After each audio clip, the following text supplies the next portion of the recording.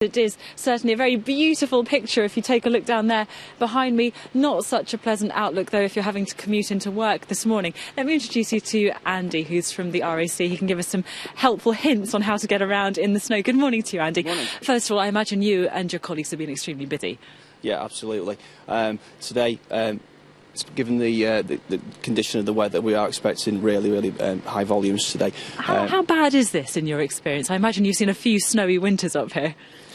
Yes, it is quite bad in general. The journey in this morning has been quite bad. I came over the tops over the motorway and it was down 10 miles per hour today. In fact, I think we can show the viewers some pictures that we took this morning of the M62, and it certainly doesn't look like it was very much fun. It wasn't good. If you're going to be out and about in your car, if you really have to make that journey, what kind of things can you do to make sure your journey is better and certainly safer? Well, I would start off by making sure the car's, up to it first of all. For example, making sure you've got plenty of screen wash in the washer bottle and quite strong as well to prevent it from freezing. Obviously you need to keep your vision clear. Need to clear the screen properly, and also, check the wipers as well.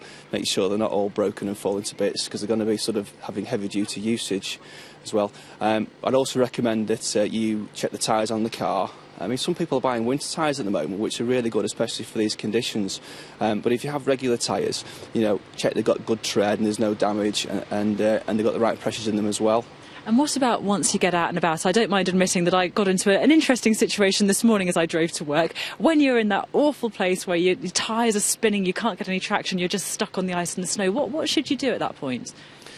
Well, it is very difficult. You do sometimes see a lot of people revving the engine like you wouldn't believe, and that absolutely does not get you anywhere at all. It's usually better to put the car into slightly higher gear, but not rev it as much, because obviously that can cause problems with your clutch as well, and just let it sort of chug out of the way.